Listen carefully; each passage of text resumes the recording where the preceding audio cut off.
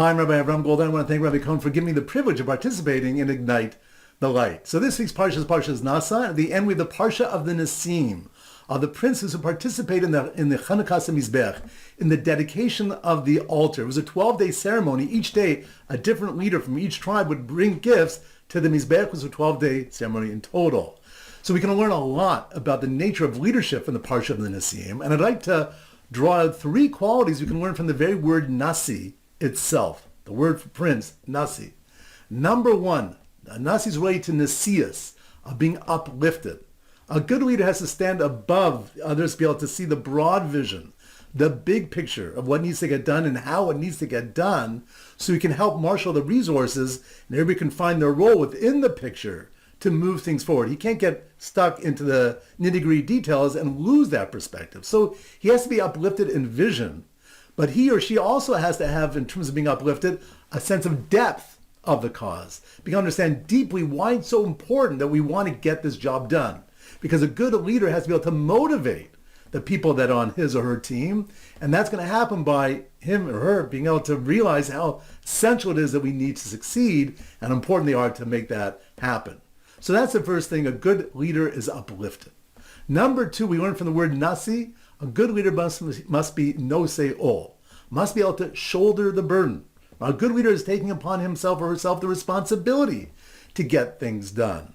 And therefore we know in most causes, most leaders do not have all the resources they need to be able to effectively, easily, or as much as possible get things done. And therefore a lot of times the responsibility is going to fall on them. And a good leader recognizes that. Sometimes he's chief, sometimes he's got to be bottle washer.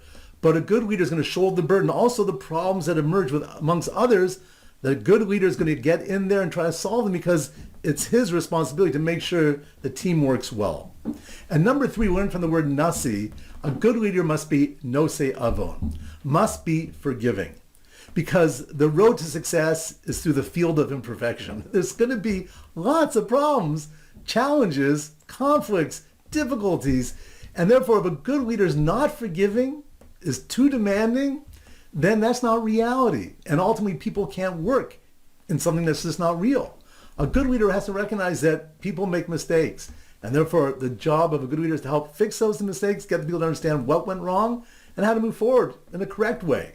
And added to that, a good leader is not only forgiving of others, but I would say a good leader is forgiving of himself or herself. Right? We're all imperfect.